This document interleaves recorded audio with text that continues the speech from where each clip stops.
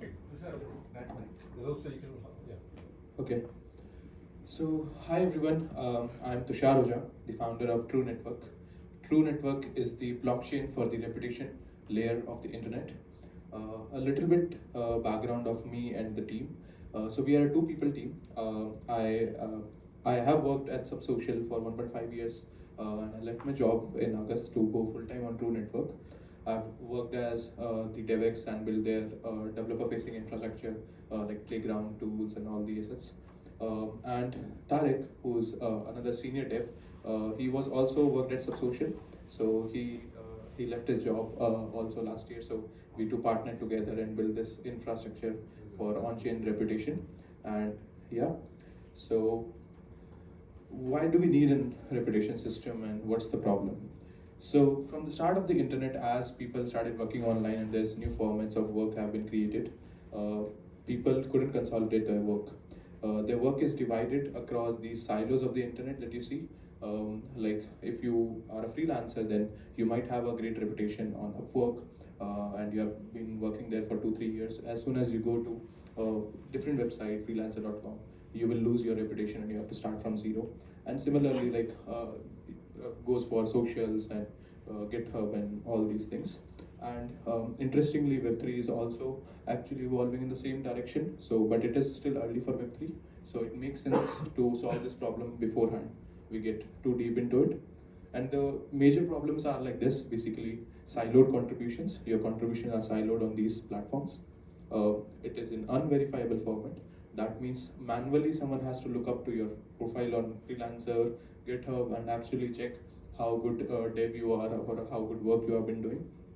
Because of this unverifiable format, no automation tools can be built truly on top of these. And then there is no clear reputation metric. So like there's no one metric that represents how great work basically you're doing and these things. So True Network really bridges this gap. It provides you with easily verifiability of data.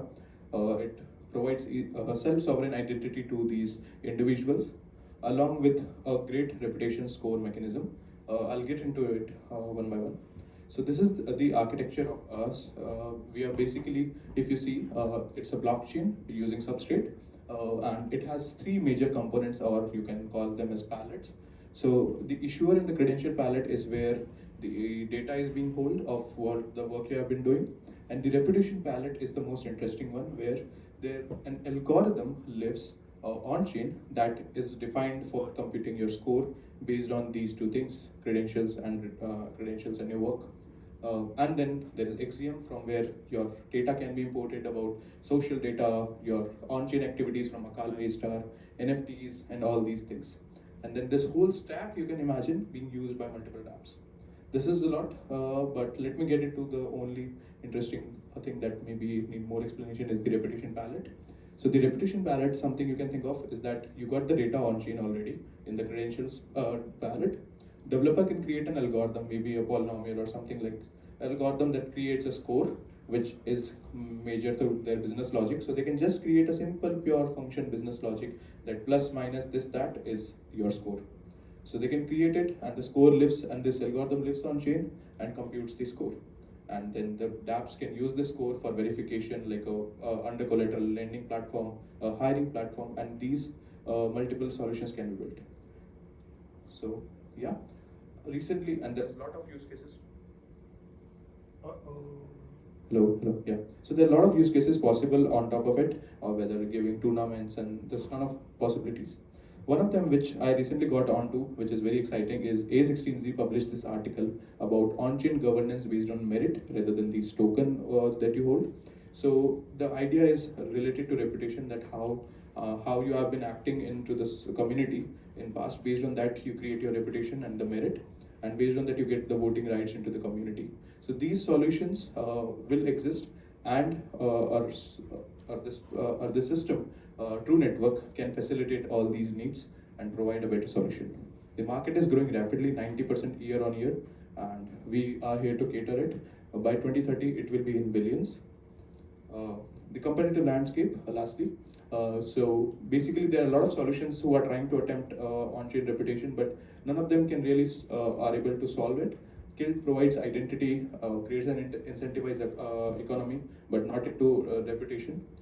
Polygon ID, which I built some solutions in past, is not an blockchain. It's a simple tech stack that does not incentivize individuals for really creating these algorithms for scoring these becoming issuers. There's no simple mechanism for making sure that the system runs continuously, and similarly for others, as in the graph you can see. So we are at the right place according to our research. You can read the light paper here and join the community. We're trying to build it with the community that because reputation is a very subjective topic. So we want to encounter all these subjectiveness of reputation and still build the solution. So yeah.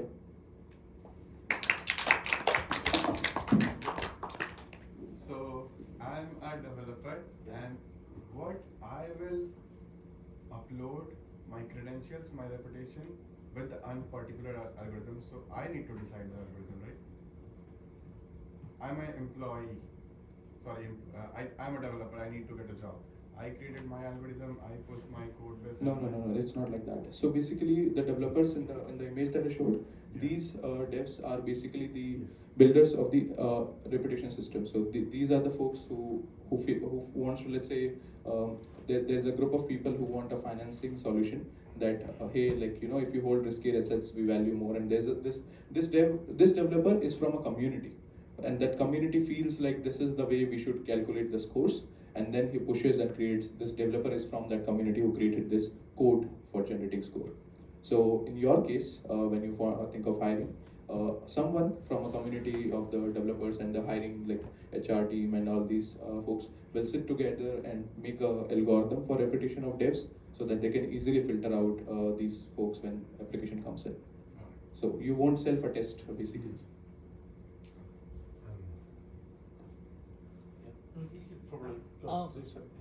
If I understand correctly, as an employer or something, you can create your own scale basically. Yeah. So, right. like, this is not that there's no like in specific scale for everyone. So, like, how can people from other institutions really know what it means to have 10 in the scale? Exactly. So after, like, we've been talking to a lot of firms and a lot of different use cases. Someone was building reputation for journalism and these things. So the thing is that the solution we come up to is a very simple one. Basically, reputation is a function of algorithm, and there's two arguments. One is your credentials, and we have separated weights from it. So weights is basically if your reputation algorithm looks something like this, may be like a simple polynomial where you repute X work, then the Y work and Z work, and the ABC are these weights.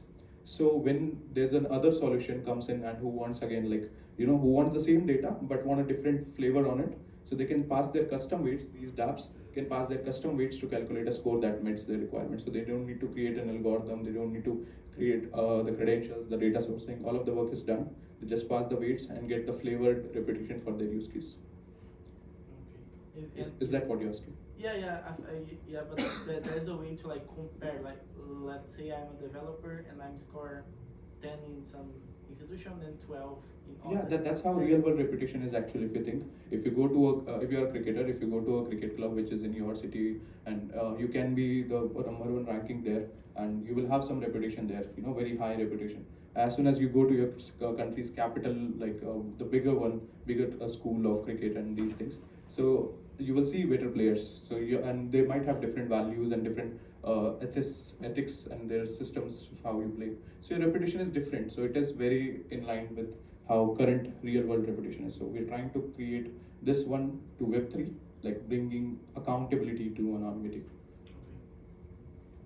Who's the oracle? Who inputs the data into this formula? Yeah, so that's an interesting thing. Right now, like we believe there's three ways. Basically, one is the Oracle approach, where we want Web2 data to on-chain. So if it is a Web2 information, then there has to be like an Oracle system that we will be incorporating. But the POC and the MVP will not be focused on that. Right now, we'll just consider these two approaches. One is where the issuer, who is the credential creator and the issuer register, will attest to data, will say that this is the data of you on your behalf. and the issuer will have some stake into the system, and if it does wrong, it'll get slashed. So that would be the one approach. And the other is that we just use some on-chain data for creating on-chain reputation using XZM wormhole to get the data in. Is that? Do you plan to have a token for this? Yeah, so there will be token. That's how we will incentivize the right actors in this whole system. That token will be called True Token. It will be an inflationary token. So like we will give rewards of this inflation some part to the issuers who are like actively working and like issuing credentials and who are more used by the verifiers and the dApps.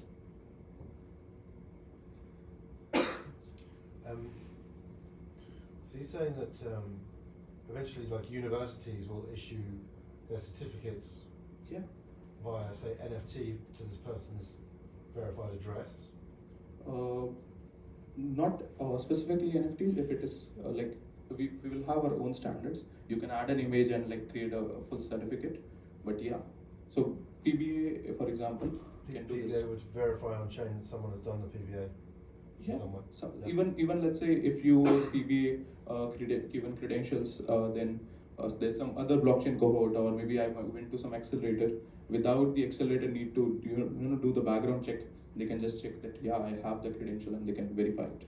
Or maybe if some other organization wants to give me some credits, like on finality wants to give me some credits for using the service to host collators, so they can just verify on chain that yeah, I have. So basically a contract layer will be built on top of it that does not need to even live on True Network. That can be on any other blockchain, like and then use XU. I like using the token to incentivize people to say to verify, right? Yeah. To verify the credentials.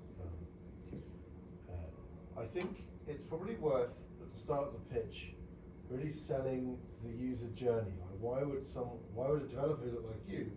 How do they benefit from like building up their reputation on the system? I think maybe Yes. that's important. Like I'm a developer, I want a job.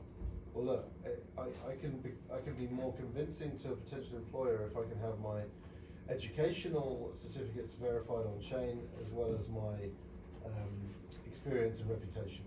Yeah, With that experience. exactly. So like the one-liner pitch is something like this, that True Network helps communities build trustless digital reputation using the blockchain technology. Say again, the mic. True Network helps communities build trustless digital reputation systems using the blockchain technology. So, and then these communities are basically will help devs. So the overall experience to the end user is very simple. They will not think that it is a blockchain or anything. They may not need to track even their reputation scores or something. So for example, I don't track my reputation, how good is it in PBA, how it will be when I go playing hockey or polo or something. Is what when I enter there, I feel the reputation there. So as an entity, as an individual, I may not need to track it, but when I go there, there should be some mechanism, right? Because I'm just an account address now in Web3. You hit upon, sorry I'm hogging, but you hit upon like sports people, Yeah. cricketers a minute ago. Yeah. Actually, a professional sports person can have all of their stats loaded onto this, and it gives them a reputational score, like a top trump score. Yeah, if you want, then yes, you can. But if you don't, like you are not required to, basically. Yeah, it's just interesting. Because it's on different, chain. like different use cases. Yeah. Um, Yeah. How are these different ecosystems interoperable? So let's say PBA has a formula, some polynomial, you get the number, but that number does not mean anything in another system. So you still kind of have like independent systems.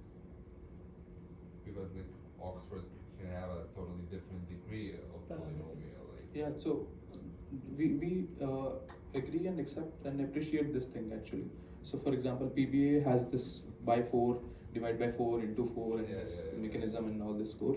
This only makes sense in the PBA. Yeah. Others will grade in different form and different forms. So that's not a problem really. The problem is that when you want to use these scores, can you use them? So then imagine there can be like a contract which is on maybe on any other chain on like Moonbeam or A-Star that combines these scores, and maybe some other reputation algorithm combines these scores and then gives the final one. So they can be layers onto it, and our value proposition and our goal or the target is to enable more folks and more ecosystems to use it. What we will try to enforce is not creating in different schemas. Like we will try to use hashing and all these things to make sure that not everyone uses different form of schemas for similar use cases. So that we will try. I think what would be useful is if you have an example of two different ecosystems and they agreeing on some common terms. Yeah. That So would be a good we will be creating like a marketplace where you go, you will see all these like different components and everything. And once we got the traction, once the things the cycle starts moving, we will have like we will increase the barrier or increase the amount of stake that you have to give to become an issuer. So that or maybe to create your own system. Like try to use somewhere else, try import and use it, and then get the thing done. Who is gonna be the issuer over here? In this case, PBA, there can be any like the best case for our GTM strategy is individual devs teaming up. So, for example, But our that's pets, not a trusted entity. I mean, I can create 100 people of army, and I can tell them that create a like a algorithm for me, so that possibly they can. Yeah, exactly. Yeah. So now you are touching up to one of the another interesting thing that we are researching. That's why I shared that QR code. The thing is that in an ideal world, issuers also have reputation. So as an issuer, you can be one of the issuer of developer reputation who issues reputation, how many green checkboxes you have. So your algorithm is very stupid, it doesn't make sense, but you give a lot of people great reputation, so people would appreciate, the people who got the reputation might appreciate it. But it is the demand of the verifier.